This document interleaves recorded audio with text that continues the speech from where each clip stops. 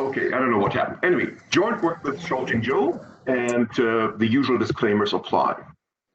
So this paper looks at the US Strategic Petroleum Reserve, which includes substantial stocks of crude oil that can be used in three types of events in oil markets. The first one is a disruption of US crude oil imports. It can also be used for geopolitical disruptions in global oil markets that threaten to raise the global price of oil. And finally, it can be used specifically for unexpected oil supply shortfalls in the US refining market. So think of an accident in a shipping channel connecting refineries in Houston to the global market, for example. Now, there is a widespread belief among policymakers that releases of crude oil from the SPR help calm the oil market and help stabilize the real price of oil.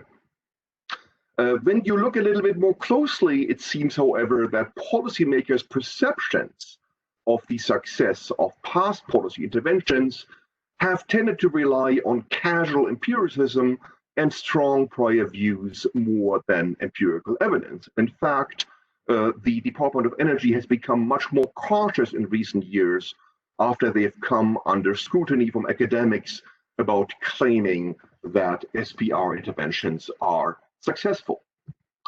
The contribution of this paper is to help with the construction of explicit counterfactuals that help guide policymakers, that help us assess whether particular interventions are successful or not, both ex post and ex ante. The analysis is based on a fully specified structural model of the global oil market that allows for storage demand as well as unanticipated changes in the SPR. And there are four key questions I want to address. First, to what extent do the effects of SPR policy shocks depend on alternative sets of identifying assumptions? That's important because the existing literature on this question really hasn't thought much about identification. People have made very simple assumptions and just ran with it. Second, I want to look at the question of whether SPR shocks are important determinants of oil market variables. Third, what is the historical performance of the SPR by episode? And again, here, this is different from past studies, which have tended to focus on the effect of a one-time SPR oil release. That is not really adequate because when you look at policy actions, they tend to involve sequences of policy shocks over extended time periods. So we're going to have to look at this a bit differently.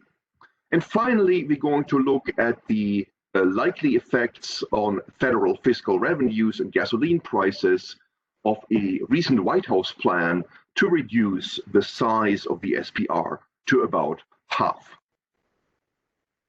So let me start giving you a bit of background. The US Strategic Petroleum Reserve was created after the Arab oil embargo of 73-74. It was signed into law in 75.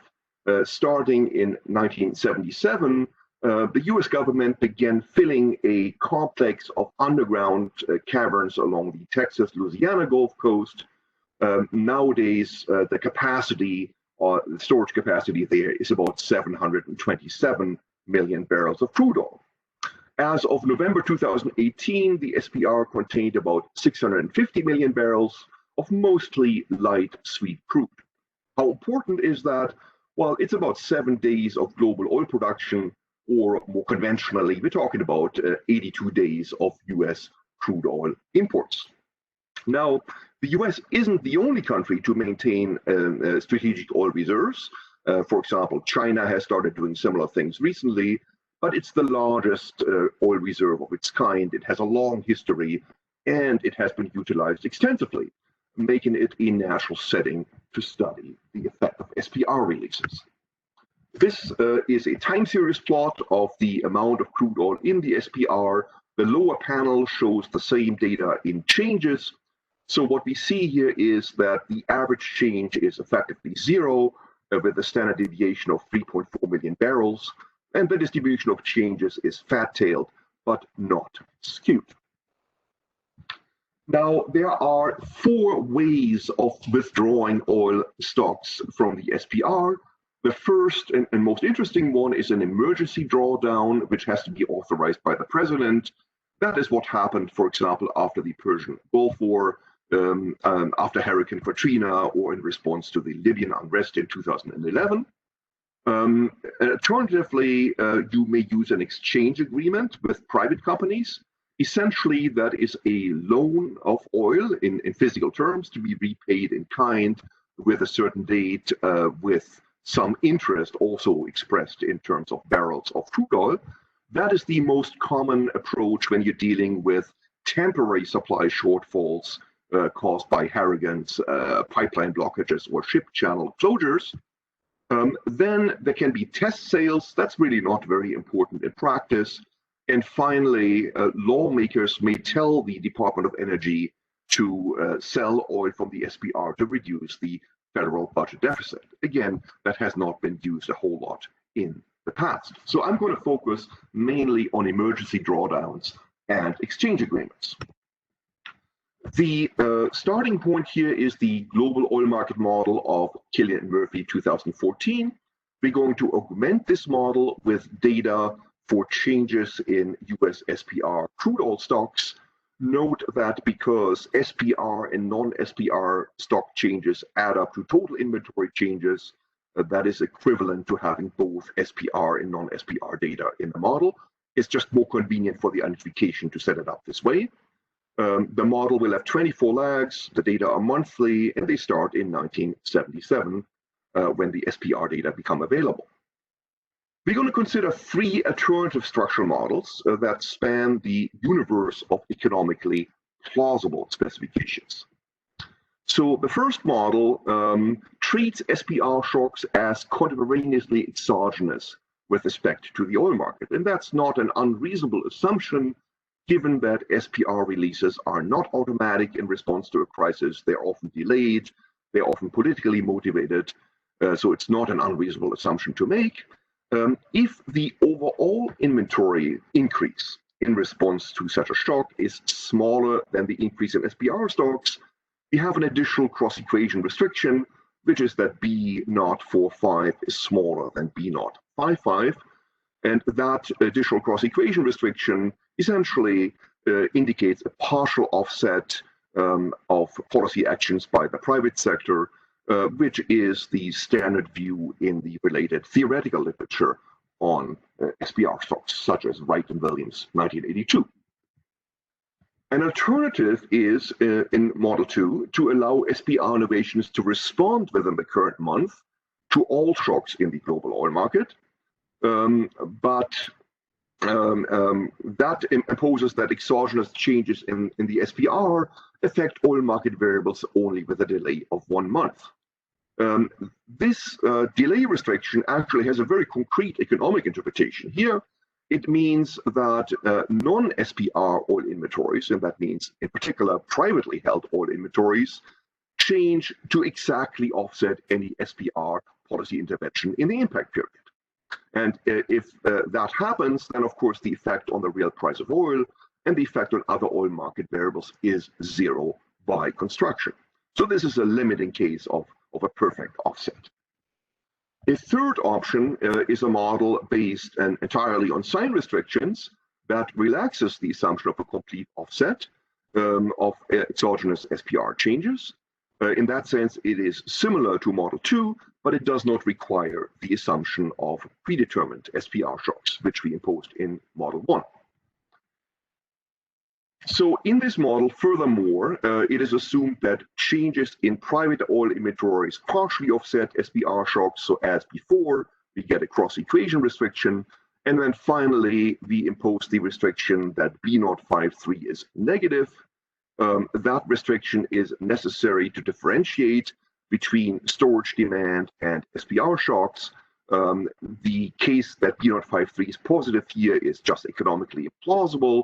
That can be ruled out, and the case that it's zero is already covered by Model 1.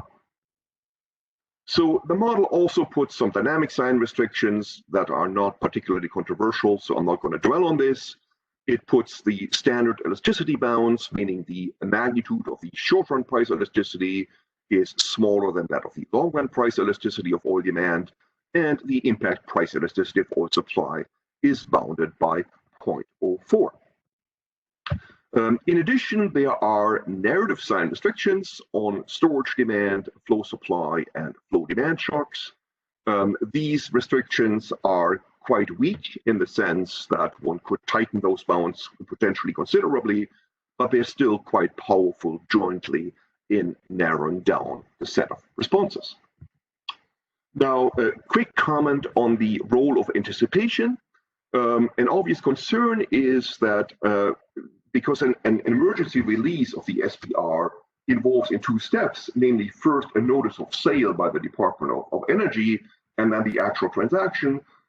So the concern here is that if you pre-announce SPR releases, they may potentially be anticipated by private agents.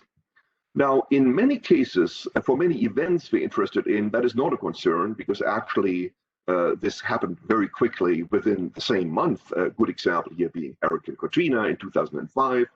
But there are some events, such as the Libyan crisis, where there is the potential for anticipation, in which case we may be underestimating the effect of the SPR release. Now, the model is estimated using state-of-the-art Bayesian methods, building on Antolin Diaz and Rubio Ramirez recent work and Arias et al. Recent Econometric paper. A few comments about inference based on the posterior. First, for the impulse responses, I'm going to report the full set of admissible models. At the time this paper was written, there were no valid methods of doing econometric inference on the impulse responses. Since then, I've done some work with Atsushi Inoue that shows how to do that, but that's not incorporated here. For the historical decompositions, I'm going to report the posterior median for the cumulative change in the real price of oil, inference being based on quantiles. That's an important point because some recent papers have proposed to do inference based on the medians of the marginal distributions, and that unfortunately destroys the dynamics in the historical decompositions and cannot be recommended.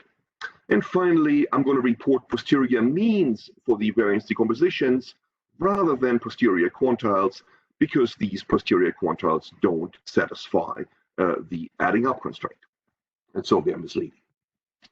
So here are the plots of the key impulse responses in response to an exogenous SPR release for model 1 in the first row and model 2 in the second row.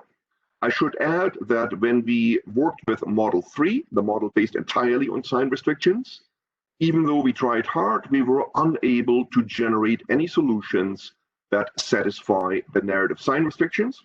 And for that reason, we discarded model 3 as being incompatible with the data. Model 1 and model 2, although they are quite different, actually generate very similar responses. If you look at the last column, you see a persistent decline in SPR stocks. If you look at the third to last column, you see that this is associated with a decline in total oil stocks. You can back out the response of non-SPR oil oil stocks, and you see that they also go down, although we can't rule out the possibility that they're not responding at all. The real price of oil declines. That's not surprising because that's built in by construction, but the data tell us what the magnitude of that response is. It's about 3% in the first quarter, and ultimately as much as 5%, although again, the response could be much smaller. And the responses of real activity and oil production are less precisely estimated. So given that model 1 is more consistent with the arguments in the theoretical literature, I'm going to focus on model 1 in the remainder of the paper. The first question you might ask is, well, how important are SPR policy shocks for the variability of the model variables? And the answer is not very important in general. For the real price of oil, for example, you see that what matters most is flow demand, followed by storage demand, but SPR policy shocks with 7.9% really are negligible. The same is true even for the change in oil inventories, which depend primarily on storage demand and flow supply. Global real activity is driven mostly by flow demand shocks. Again, SPR policy shocks don't matter much. Same is true for oil production.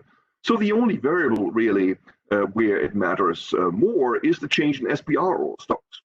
And what's interesting there is that the SPR policy shock only explains about half of the variation in SPR oil stocks.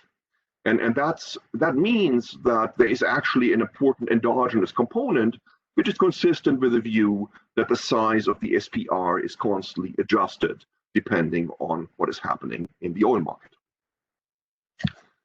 The next question then is, well, if you look at specific SPR policy interventions that took place after 1990, how successful were those? And so if you look at Desert Shield, Desert Storm, that is the 1990/91 episode, it turns out that the cumulative effect here at the end of the intervention period was only about 6%. That's roughly the same as the largest cumulative effect in this episode, and that's only about $2. So really, contrary to the views of the Department of Energy at the time, the decline in the price of oil that took place in 1990 had very little to do with the SPR policy intervention. If you look at Hurricane Katrina, you also get something around minus 6%. That's again something in the neighborhood of $2, not very important. And it's not surprising that this happens because Hurricane Katrina was primarily about a disruption of refining activities along the Gulf Coast. That was much more important than the reduction in oil production, offshore oil production in the Gulf of Mexico. And so if refiners are shut down, they really can't use any additional oil, even if it is released by the Department of Energy. And so the effect really was reduced to allowing some refineries along the East Coast, for example, to produce more than they otherwise would have. But that's a second order effect, hence the overall effect is modest. And so by far the most successful intervention really has been the Libyan crisis. We're talking about a reduction in the oil price of 11%. That's about $12 at the peak. And so that's the only evidence we really have of a more successful intervention. If you're looking at what's shown in green, which is the heating oil exchange, that's a very different animal because if you look at the sequence of policy shocks here, it involves initially a release of crude oil, but ultimately that crude oil has to be returned with interest. And so that explains why at the end of the intervention period, this intervention actually raised the price of oil. Even though intermittently, if you look at the largest cumulative effect, it reduced the oil price by about 14%. So that I think it was about $4. So that was modestly effective. The other thing we're looking at is the question, and that is shown in blue here, of what the effect was of creating the SPR initially, and what the effect was of expanding the SPR between 2001 and 2005 on the price of oil. And so here we show that there are effects that are modestly large, but they're not super large. So it's not that the creation of the SPR really pushed up the price a lot over time. So the fourth thing we're looking at in the paper is a recent White House plan where the White House proposed selling off a significant portion of SPR oil stocks with the explicit intention of reducing the federal deficit. So specifically, the idea was to get rid of 270 million barrels of crude oil over a 10-year period, because according to the Trump administration, whatever was left after that, it was sufficient to meet international obligations and deal with emergency needs. The White House announced that this would save us about $16.6 billion that would go directly into fiscal revenue. Now, when we analyze this proposal, which is a hypothetical proposal, it hasn't happened yet, we are going to presume that the implementation starts in September of 2018. At that point, the price of oil was about $66, and the price of motor gasoline was about $2.93.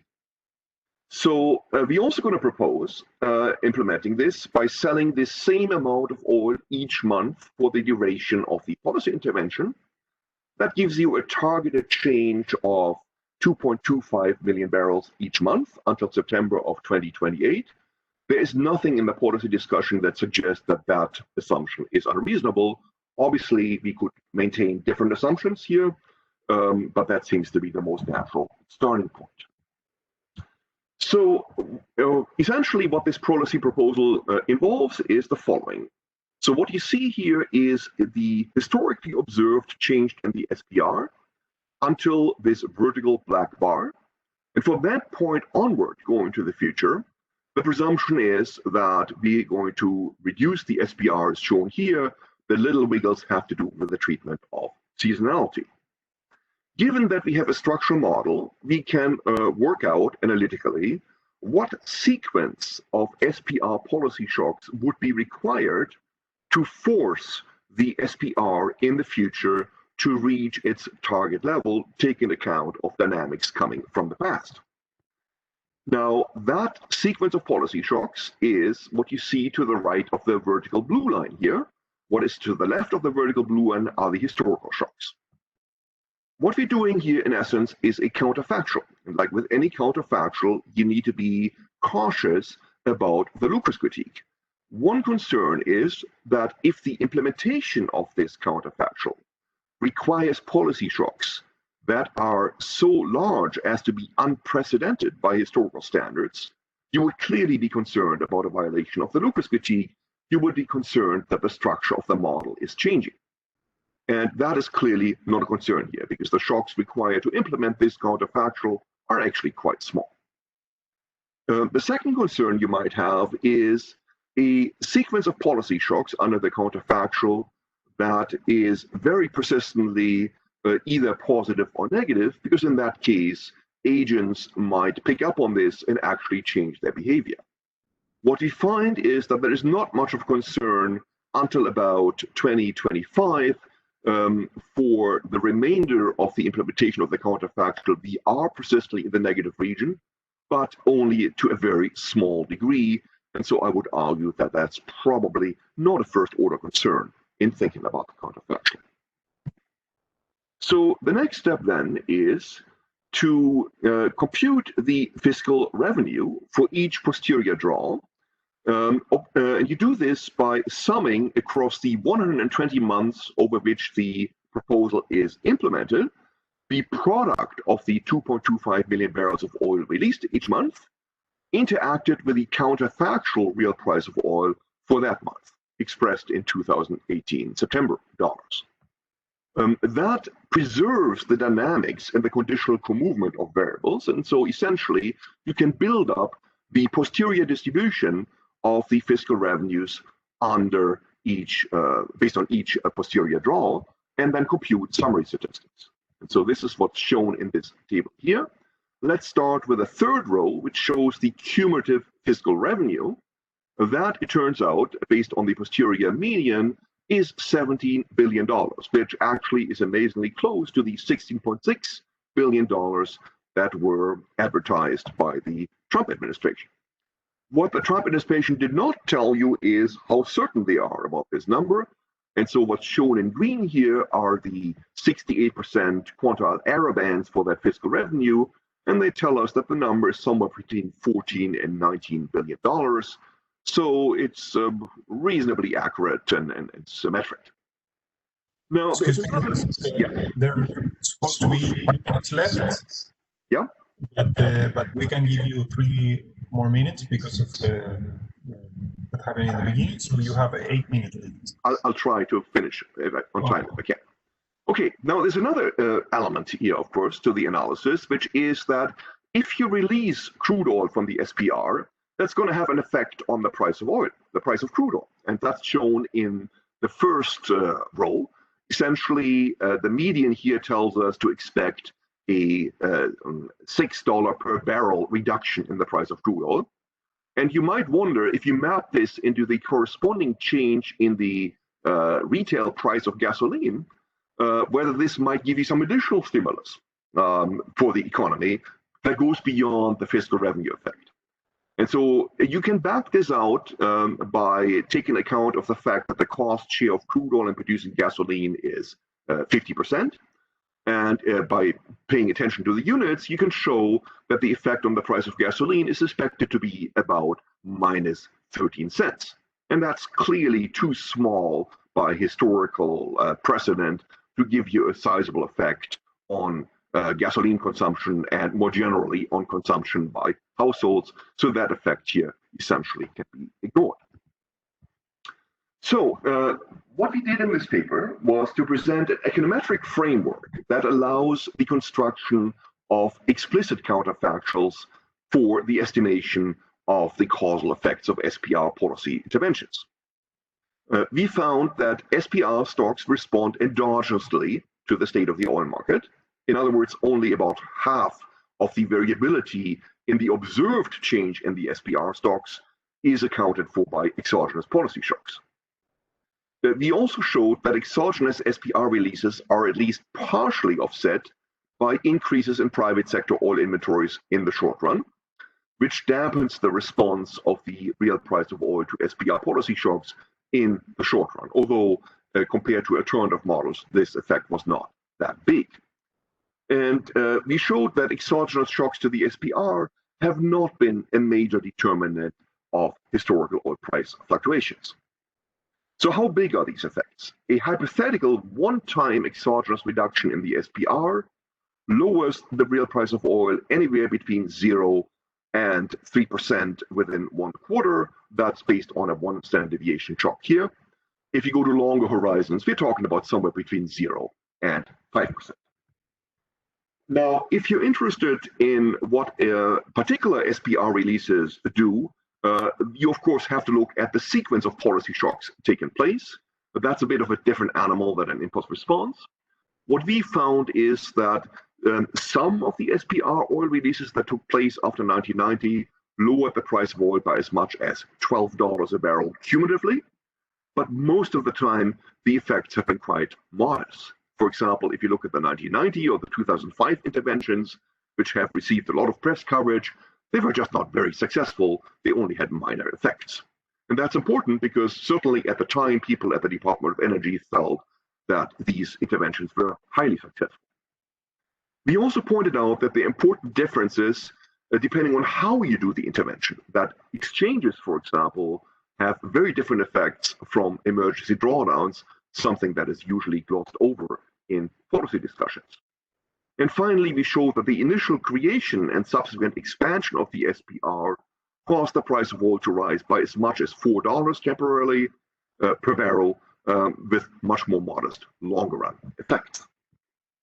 And then finally, we estimated that selling off half of the oil in the SPR over 10 years, as recently proposed by the White House, is likely to generate about $17 billion in revenue, with an error band between $14 and $19 billion. We also showed that the additional aggregate stimulus that you might have expected from such a proposal and that has been discussed by policymakers is likely to be negligible. Thank you.